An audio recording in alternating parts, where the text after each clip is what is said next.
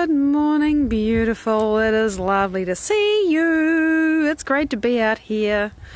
I'm all warmed up after trotting to the top of the hill and back and taking that picture where it's raining across the other side of the harbour, but not here. And here it's just grey and pretty cold, although I'm currently not cold at all. There is the neighbour's terribly cute little dog. There she is, that's Nakita. She is so cute. She must know she's on camera. Hi, Carmelina. And this is what I wanted to show you today. These very early jonquils, and I have to prop them up, right? The propping up isn't quite so pretty, but they're so heavy that when it rains or the wind blows, if I don't prop them up, they fall over. And this is the first year I've managed to prop them up so you can actually see them. They're very old-fashioned. They're double jonquils. Let's have some focus camera. Come on. There we go. And they have a gorgeous scent. Good morning, Nora. Good morning, Linda. So, just enjoying these fabulous jonquils, which, you know, I mean, look at them. They are truly double, and they're very old. And like a lot of the plants in my garden, I actually got them from my mother. And I've never been able to show them off like this before because I've never propped them up. They're very heavy, the wind blows or they get wet and they fall over, and that's the end of them, because then they're on the ground and then they get eaten because clearly they're tasty. Now we have more things coming up. Far too early, but whatever. Morning, Julian. See, we've got the very first paper white jonquils. There'll be more of them. Clearly you can see all the flower spikes are coming up, and even the magnolia, which is covered in buds, you can see at the back one of the flowers is coming out. It's way too soon, but you know, that's life. At the moment the seasons are a bit weird. Well, daffodils have a single flower, Carmelina. They're usually bigger, and jonquils have multiple flowers, and that's how you tell the difference between them. But interesting. Interesting. How we change things as we go to different parts of the world. And here are the yellow gorgeous things. Rebecca, good morning. Lovely to catch up with you. This is the wattle and the daisy. And there's the New Zealand Corfi, which by comparison looks dull, but it's a lovely thing. It's finishing, that's part of the reason why it looks dull. But there it is.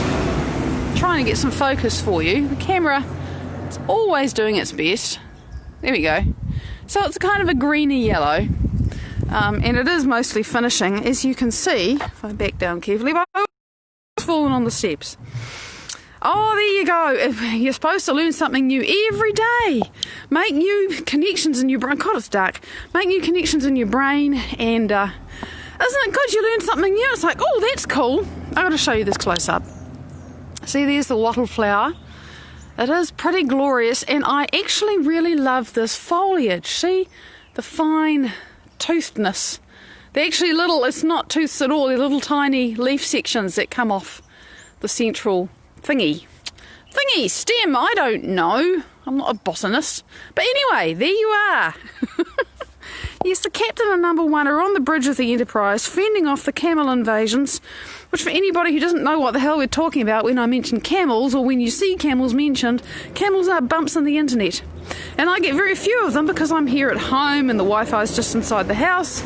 But between me and the rest of the world, sometimes the miracle that is the internet doesn't necessarily send the stream perfectly.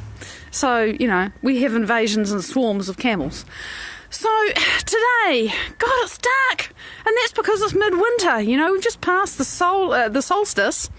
Good morning, Janine. Andrea, good morning, everybody. Yeah, see, now if I just stand this way, I've got light on my face. If I turn anywhere else, I'm like this great dark, you know, void of nothingness. But anyway, I've got to keep walking because I like to do that when I talk. So I want to talk about, what the hell do I want to talk about? I've got so distracted by the flowers, damn it. And you wonderful people being here with me. I'm going to get distracted a bit more because here it is. More jonquils. See, multiple heads. This is the poster shot. Get a bit closer. Here we go. The camera's not going to focus unless I say, this, please. There we go. Now you can see them. More very old-fashioned jonquils, so they're lovely. All right, I'll stand up and get on with it now. So I'm really talking about today the whole thing of becoming your future, which we've been doing a lot. And the reason we've been doing it a lot is because I've been doing it a lot. And oh heck, okay, this is what's come into my head. The reason why you want to become your future, you want to feel it, you want to really embody it ahead of time, right? Ahead of time. Is because neurologically and chemically and everything else, that actually means that for the time that you are feeling that experience and being that person, your body truly, really, in every way, is actually having the experience. Oh dear, I'm trying to remember what the hell I wrote. You see, I can't see the post, and I'm thinking there's something important I wanted to say before I got into this. But whatever, the fact that I can't remember it presumably is perfect. So, it was the core idea that I wanted to start from today was actually, really, it began when I was working this out last night, and I thought it's this whole thing of how long it takes sometimes to shift something that's really dense and really heavy and really painful for us. And you know how it flares up. We talked about that yesterday, and about shortening the refractory period. And the reason why it's important to shorten the refractory period, which is the length of time you stay in an emotional reaction, right? Remember, chemically, it's 90 to 120 seconds. Any time after that, we're making it up. The brain is, by association, pulling up more thoughts for us to have more feelings about, and you can have a reaction that turns into a mood that turns into the way you are, if you never manage to break it. What if feeling really good being yourself is what everyone wants when they say, yes, oh, Andrea, you are just awesome. Thank you. Oh, my God. See, she reads my mind. So, and that is the core thing, because an old-fashioned state of being that you're totally stuck in and just can't move through, and it really hurts and something triggers it and really, you want to feel different.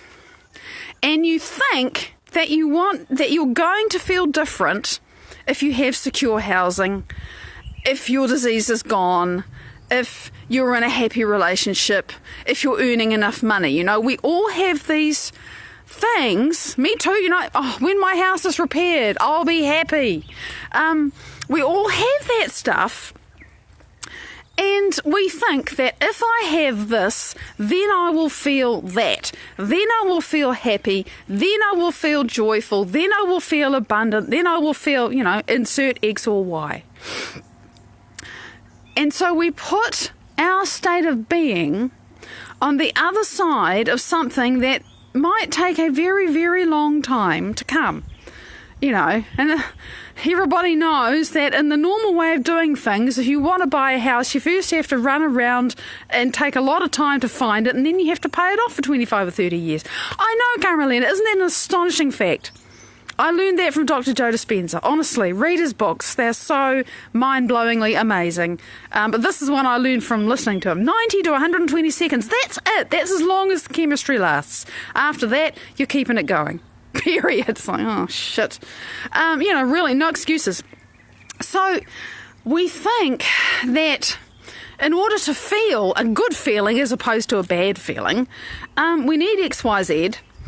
And we put our happiness and our delight and our wholeness and our abundance on the other side of having enough money or feeling well or whatever. But what we don't realise is that by doing that, you are staying in that stuck state of being that you've had forever and ever, like me, saying I can't make enough money to be financially independent and repair my house. That was my thing. That was my thing. That was who I was. It was actually my identity. And that's it. And so you can't see any possibilities outside of that. And I know I've told you all recently how that we realised, you know, I've done this and I've done that, and this is the business model I understand, and it doesn't work, and I'm screwed, you know? You're just stuck there. So the challenge is that in order to get out of that hell loop, in order to get out of that, God, I can't see a way out of this, you've actually got to stop looking for a way out of it and leave the way out of it to a greater mind, to something that you can't see, to the unknown that you've never met and don't know and don't understand and all that stuff, and actually start to become the person whose dreams already have come true. And then, quite paradoxically, but absolutely this is how it works in the quantum universe, because you've already become that person whose dreams have come true, then your dreams can find you. And I had to hear this over and over and over and over again, and I had to start to understand the science and the model of how this works and, you know, see it happen little by little by little. I haven't had any spectacular kapow, but I know I've got some coming. I do, because I feel it now. I've gotten better at this. So to let go of the paradigm that we can't have the feeling until we've actually got the thing. But that's back to front. You actually get the thing by having the feeling of having the thing. And of course, the side effect of becoming the person who's abundant, or becoming the person who feels whole and fulfilled and satisfied and just grateful for your life and just inspired by the moment. Oh my God, I'm here. It's amazing. And not because of anything outside of you, right? I used to think it was, oh my God, the world's so beautiful and I'm so in love with life. And none of that made sense to me. When you become that resonance, all the while you're not waiting for your dreams to find you because you're already in the place where they found you, your body is having the experience of being there. Christy, good morning! And you know what? If you give your body the experience of that joy and that wholeness and that coherence, and I'm going to talk more about why this works this way, your body just might heal, because you're giving it the experience of wholeness. And so your autonomic nervous system, which is run by the emotional brain. This is a connection that I really only made because I'm reading Joe Dispenza's book, You Are the Placebo. Amazing book. Becoming Supernatural. Amazing book. You Are the Placebo. Amazing book. Filling in all these gaps. And I'm going to read them all. I'm doing it in reverse order, but, trust me to do it inside out. Yeah, we are totally our own way out.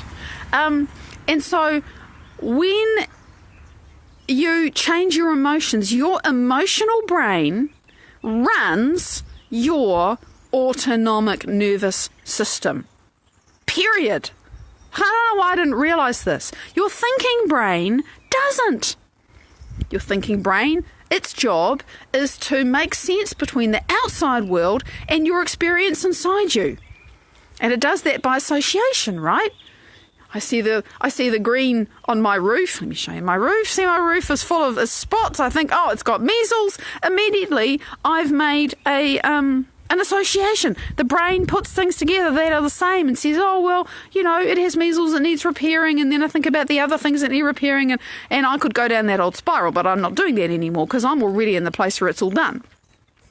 So, and it being in the place where it's all done, don't you think that I'm expressing different emotional chemistry? And don't you think that that's having a different impact on my cells from moment to moment to moment to moment to moment to moment? As long as I'm doing that in that instant, when I'm there, when I look at that roof and I celebrate it being completely painted, don't you think I'm giving my body a different signal from my chemical brain? This is why this thing is so important. Hi, Jen! Morning, beautiful!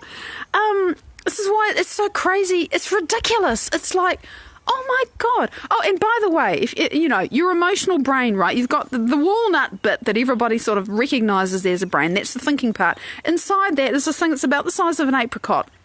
It's called your emotional brain, and it's all the chemical brain, and it runs your autonomic nervous system. Now, what the hell is the autonomic nervous system? The autonomic nervous system is the thing that manages, what is it now? I've got to remember some of these numbers. I'm not going to get them all right. I just read them yesterday. 100,000 to 6 billion interactions, things that happen in one cell in your body in 1 second. Okay, that's a really stupid number. 100,000 to 6 billion. I kid you not. I read that yesterday. And how many cells do you have in your body? Oh, 70 trillion. to 100 trillion, depending on who you are. Do the math. Are you thinking about all of that? Are you working that out? No. This amazing autonomic nervous system of yours manages all that. It manages your breathing, it manages your temperature, it manages your digestion, it manages your detoxification, manages your healing, your everything. And so when you change your emotional state, I'll tell you what, the sky is changing its emotional state. It's starting to drizzle, so I'm going to go inside before the phone actually gets wet. It's slightly waterproof, but, let's not push it. So I'll go into the lounge. When you change your emotional state, that's why you immediately change your autonomic nervous system into different signals to your cells. Okay, see how dark it is in here? That's why I wanted to go outside. But anyway, I'm going to turn the light on. Ta-da! Now I have lights. I'll just get my little improvised stand, what I've been using for years. Okay, here we go. Right, we're inside. That means actually I can put the clock somewhere I can see it, which is always kind of handy. Okay, here I am. So to change your emotional state is not just this nice thing that you do because you want to feel happy, although actually you do it because you want to feel happy. Because your chemical brain literally runs your body from moment to moment, don't you think it'd be a really good idea to start feeling happy for no reason at all? Just because it's gonna help you feel better, And then you say to me, Maddie, there's nothing in my life that I feel happy about. Roberta, good morning. And I was there, really. So I actually had tons in my life that I'd be grateful about. And that's the key. If you look at your life and you just think, I'm so frustrated, I'm feeling so, whatever it is, or I'm so depressed, or I've lost so much, I've had such an awful experience and I can't move through it, right? I've had trauma and my brain is traumatized and I know I've got PTSD and I've thought about it forever and I just can't, and I've done the talk therapy and I'm still there and the triggers are there and it just, it completely overwhelms me. This is the thing, your chemical brain is actually running that, and there's hardware in your, in your walnut and in the apricot. Gee, we've got walnuts and apricots in our heads now, but whatever. There's hardware that represents all the times those painful memories have been fired and wired, because every time you have a thought, you strengthen the connection between those neurons, which was made when you had the original experience. And then the chemistry pours, right? So your body gets conditioned to it. But the key is finding some way to change your emotional state. And by the way, that's why it can be very, very hard to change your emotional state. It was for me. I really couldn't do it for a long time. It was so damn hard because I was so conditioned to feeling frustrated and sad and disempowered.